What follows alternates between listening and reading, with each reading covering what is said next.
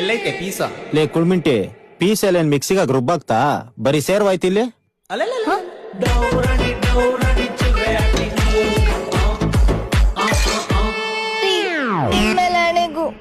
ನಿನ್ ಮಲಾಣೆ ಇಕ್ಕೋ. ನಾನ್ ತಿಂದಿದ್ದೆ ಎರಡೇ 2 ಪೀಸು. ಅಯ್ಯೋ, ನನ್ ಚಿಕನ್ ಪೀಸ್ನೆಲ್ಲ ಯಾರೋ ಕಳ್ತನ ಮಾಡ್ಬಿಟ್ಟಿದ್ದಾರೆ.